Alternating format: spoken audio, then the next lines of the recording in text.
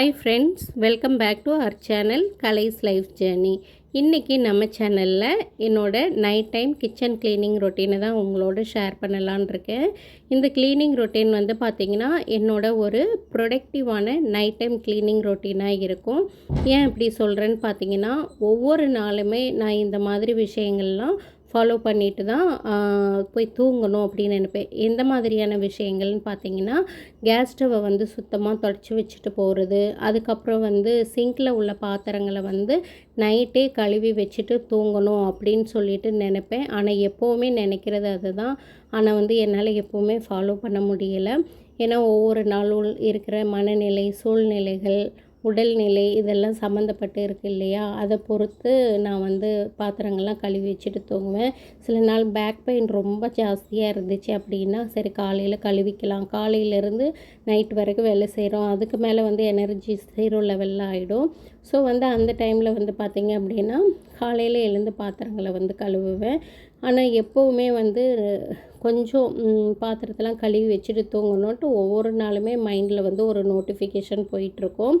So வந்து நான் அதுக்கான முயற்சியில் தான் இருக்கிறேன். கண்டிப்பாக வந்து தொடர்ந்து ஃபாலோ பண்ணுவேன்னு நினைக்கிறேன். இது வந்து பால் பாத்திரங்கள். இந்த பால் பாத்திரத்தை எப்போவுமே கழுவும் போது வந்து பார்த்திங்கன்னா, ஃபஸ்ட்டு வந்து நான் ஸ்டீல் நார் போட்டு நல்லா தேய்ச்சி முடிச்சுட்டு அதை லைட்டாக வாஷ் பண்ணிவிட்டு பார்த்திங்கன்னா, அடுத்ததாக தான் வந்து சோப்பு போட்டு வாஷ் பண்ணுவேன். இந்த மாதிரி பண்ணணும் அப்படின்னா, அதில் இருக்கிற பாலாடையெல்லாம் ஈஸியாக ரிமூவ் ஆகிடும். நம்ம எடுத்த உடனே வந்து சோப்பு போட்டு தேய்ச்சி கழுவுனோம் அப்படின்னா, அதில் போச்சா இல்லையான்னு தெரியாது, அப்படியே வழுக்கிட்டு போகும். ஸோ வந்து யாராவது பிகினராக இருந்தீங்க அப்படின்னா உங்களுக்கு இந்த டிப் வந்து யூஸ்ஃபுல்லாக இருக்கும். இதையே வந்து காலையில் தான் தேய்ச்சி கழுவிக்கலாம் அப்படின்னு சொல்லிட்டு நினச்சிட்டு இருந்தேன்.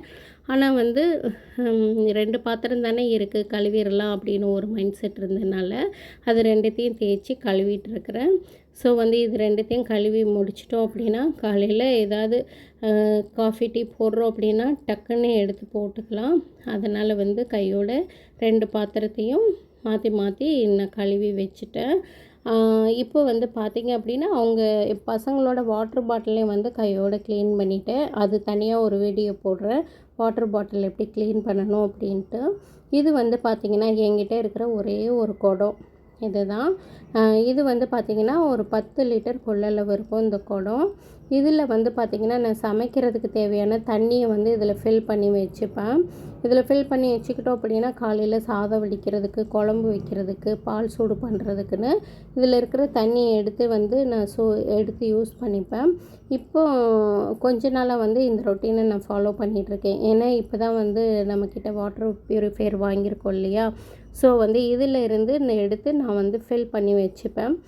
அப்படி ஃபில் பண்ணி வச்சுக்கிட்டோம் அப்படின்னா நமக்கு ரொம்பவே ஈஸியாக இருக்கும். ஏன்னா அந்த டைமில் எடுத்து அதில் நம்ம பிடிச்சோம் அப்படின்னா அதில் கொஞ்சம் டைம் கொஞ்சம் இதுவாகிற மாதிரி இருக்கும். நமக்கு வேலை செய்கிறதுக்கும் அந்தளவுக்கு கம்ஃபர்டபுளாக இருக்காது இல்லையா? அதனால் இது வந்து ரெகுலராகவே இந்த ஒரு வேலையை ஃபாலோ பண்ணிடுவேன். அதாவது இந்த குடத்துல வந்து தண்ணியை ஃபில் பண்ணி வச்சுட்டு ப்யூரிஃபையரில் வந்து ஆன் பண்ணி விட்டுட்டோம் அப்படின்னா, அதுலேயும் வந்து தண்ணி வந்து ஃபில் ஆகிடும். அதில் இருக்கிற தண்ணியில் வந்து நம்ம குழந்தைங்களுக்கு ஸ்கூலுக்கு தண்ணி கொடுத்து அனுப்புறது, நம்ம குடிக்கிறதுக்கு தண்ணி எடுத்துக்கிறதுன்னு சொல்லிட்டு அதில் எடுத்து வந்து யூஸ் பண்ணிப்போம். ஸோ வந்து இதோட கெப்பாசிட்டி வந்து 10 லிட்டர். ஆனால் 1 லிட்டர் கம்மியாக தான் வந்து இந்த குடத்துல ஃபில் ஆகுது. அதே மாதிரி அந்த ப்யூரிஃபையர்லேயே வந்து பார்த்திங்கன்னா 1 லிட்டர் கம்மியாக தான் வருது. கரெக்டாக பார்த்திங்கன்னா 9 லிட்டர் வரைக்கும் இதில் இதுவாகுது. தண்ணி வந்து இந்த ப்யூரிஃபையர் ஃபிக்ஸ் பண்ணும்போது அந்த வாட்டர் லெவலோட டேஸ்ட்டு வந்து ஒரு அளவு இருக்கணும்னு சொல்லிட்டு ஒரு மெஷின் வச்சு அவங்க செக் பண்ணி பார்த்தாங்க. டேஸ்ட்டு ரொம்ப அதிகமாக இருக்குது, கம்மியாக இருக்கணுன்ற மாதிரி சொல்லியிருந்தாங்க.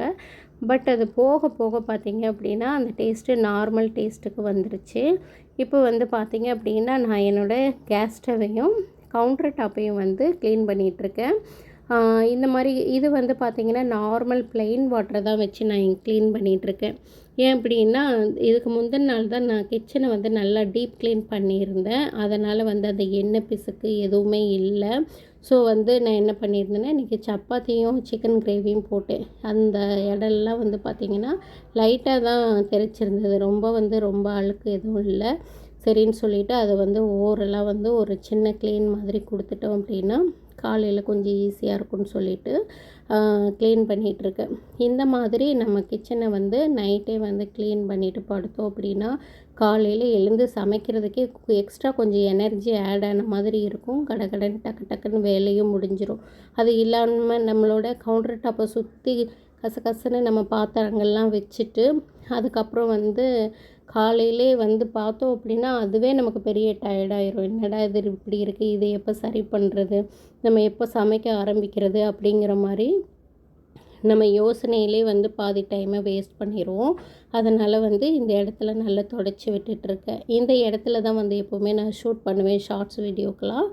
இந்த இடத்துல தான் எப்போவுமே காய் கட் பண்ணுறது, வெங்காயம் தக்காளி கட் பண்ணுறதுன்னு சொல்லிட்டு எல்லா வேலைகளும் இங்கே தான் நடக்கும்.